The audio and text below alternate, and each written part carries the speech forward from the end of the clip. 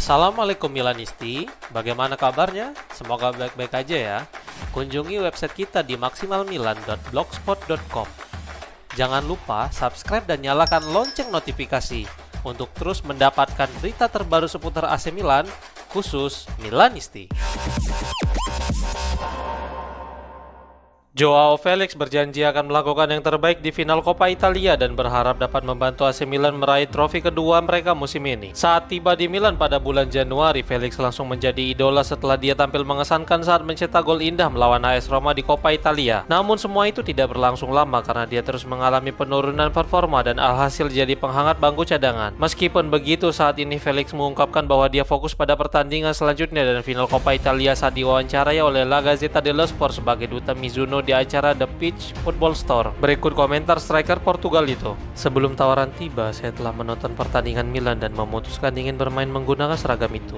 Ketika tawaran itu datang, saya langsung memberitahu agen saya Jorge Mendes untuk menyelesaikan segalanya dan menutup kesepakatan tersebut. Semua orang tahu bahwa kakak adalah panutan saya. Jika saja Anda tahu berapa banyak video yang saya tonton untuk mempelajari rahasianya, dan jika saya bisa mencuri satu kualitas darinya, maka saya menginginkan keanggunannya. Saya sangat senang telah melakukan debut saya dengan gol di San Siro di depan para penggemar kami. Itu adalah momen yang sangat indah. Yang terpenting adalah kami telah mengoleksi 2 kemenangan berturut-turut, salah satunya di derby. Tim melakukannya dengan baik dan kami ingin terus seperti ini hingga akhir musim untuk memenuhi impian yang kami miliki, yaitu memenangkan Coppa Italia. Saya memiliki hubungan yang baik dengan Consecao. Saya mengenalnya sebelum datang ke sini, baik sebagai pelatih maupun sebagai pribadi. Hubungan kami adalah hubungan yang normal, seperti antara pelatih dan pemain pada umumnya, ungkapnya.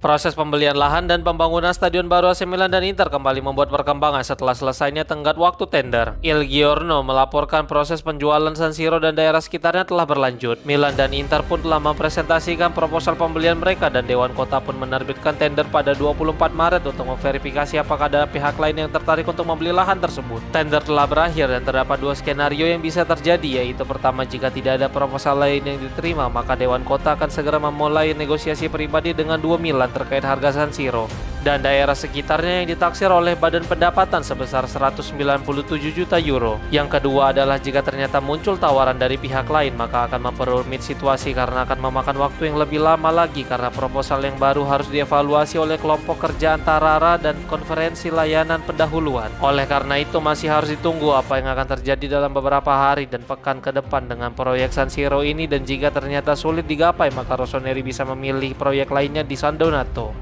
Ultras AC Milan dan Inter akan menjalani penyelidikan dari pihak berwenang menurut sebuah laporan. La Gazzetta dello Sport melaporkan bahwa kantor kejaksaan sedang melihat bisnis ilegal dari para ultras, mulai dari pemerasan parkir, penjualan kembali tiket, pemukulan dan hubungan dengan insiden Ndrangheta. Penyelidikan dipercepat setelah terjadinya pembunuhan kepada fans Inter, yaitu Antonio Bellocco pada 4 September 2024 dengan penangkapan Andrea Barretta yang merupakan pemimpin dari Ultras Nerazzurri. Selama penyelidikan, kantor kejaksaan Milan mengaktifkan prosedur perlindungan untuk melindungi Milan dan Inter sebagai klub. Pertemuan Ultras dan pemain seperti antara Verdico dan kapten Nerazzurri Milan Skriniar, atau Luca Lucci dan kapten Rossoneri saat itu Davide da Calabria, atau bahkan kontak telepon dengan pelatih Vertico dan Simone Inzaghi juga sedang dalam penyelidikan. Pada 11 November 2024 telah datang dokumen di Kejaksaan Umum dan membuat penyelidikan olahraga dibuka yang berakhir pada hari ini. Milan dan Inter selain Lega Serie A telah ditetapkan sebagai pihak sipil dalam persidangan pidana yang akan kembali bergulir pada 5 Juni. Sejauh ini telah ditetapkan 19 terdakwa yang dituduh melakukan pemerasan.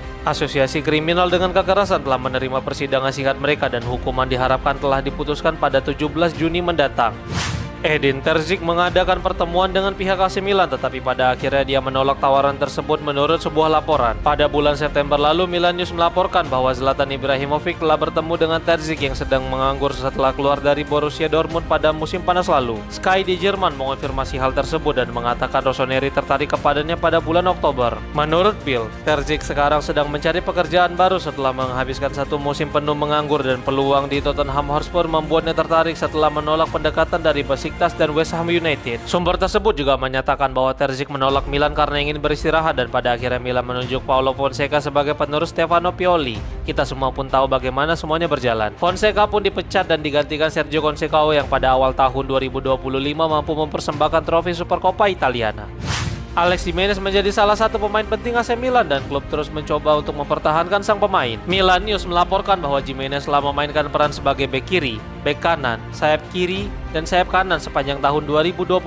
Dia menjadi pemain serbaguna dan itu merupakan salah satu alasan mengapa masa depannya akan cerah. Jimenez telah menunjukkan bahwa dia memiliki bakat dan karakter untuk beradaptasi sekaligus terus berkembang yang dibuktikan dengan fakta dia selalu menjadi andalan pada skema 3-4-3 yang mulai sering digunakan sang pelatih. Dia memiliki visi jelas, kemampuan teknis, kecepatan, dan kreativitas yang menjadi andalan bagi pemain Spanyol itu untuk menjadi pemain top dan pilar tim. Jika Conceição tetap melatih atau pelatih baru musim depan tetap menggunakan skema 3 back, maka bukan tidak mungkin Jimenez akan terus menjadi andalan pada skema tersebut. Namun Milan harus berhati-hati karena Real Madrid masih memiliki klausul pembelian kembali yang akan tetap berlaku meskipun Milan tidak berniat melepas Jimenez, sehingga Rossoneri harus segera memperbarui atau bahkan menghilangkan klausul tersebut. Kyle Walker baru saja membuat para penggemar AC Milan marah saat dia lebih memilih legenda Juventus daripada Kaká. Setelah drama yang melibatkan dirinya dengan Joao Felix yang mengatakan bukan Messi, sekarang muncul sebuah klip saat dia harus memilih pemain ikonik. Ketika muncul pilihan Kaká atau Nedved, dia memilih bintang Bianconeri itu daripada legenda Brazil dan AC Milan yaitu Kaká. Klip itu muncul di X dengan caption "Akhiri kontraknya sekarang" yang jelas memancing berbagai reaksi dari para Milanisti. Sementara itu masa depannya bersama Milan masih belum pasti di tengah rumor klub ingin mendapatkan diskon pada biaya transfernya dari Manchester City. Mike Maignan berharap dapat meyakinkan para petinggi AC Milan dalam 5 pertandingan terakhir untuk memperpanjang kontraknya. Dari beberapa pertandingan yang tersisa, ada final Coppa Italia yang akan digelar dalam 13 hari lagi.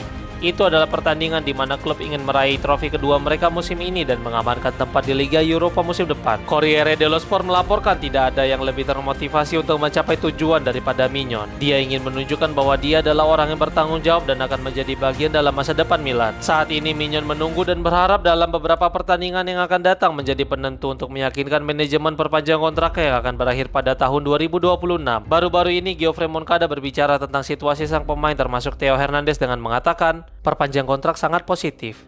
Kami telah bekerja dengan baik, berkat klub dan kami telah melakukan segalanya untuk memperpanjang kontrak dengan para pemain. Yang terpenting adalah kendali atas para pemain. Kami tidak ingin kehilangan mereka dengan bebas transfer. Kami bekerja keras dan menurut saya para pemain sangat senang tinggal bersama kami," ungkapnya. Tony D'Amico tetap menjadi kandidat nomor 1 sebagai direktur olahraga AC Milan terlepas dari klarifikasi CEO Atalanta. D'Amico cukup sering dikaitkan dengan kepindahannya ke AC Milan dalam beberapa pekan terakhir dan CEO Milan pun terlihat sangat tertarik dengannya untuk mengisi posisi direktur olahraga yang baru. Namun masalahnya adalah dia masih terikat kontrak hingga 2027 bersama Atalanta dan itu menjadi rintangan besar bagi Furlani. Menurut Milan News, meskipun begitu, Furlani tetap melihat D'Amico adalah sosok yang ideal dan dia akan kembali mencoba untuk membawa direktur Atalanta itu. Furlani akan bernegosiasi dengan Atalanta untuk membawa D'Amico pada akhir musim meskipun Percasi menegaskan bahwa sang direktur tidak akan pergi kemanapun.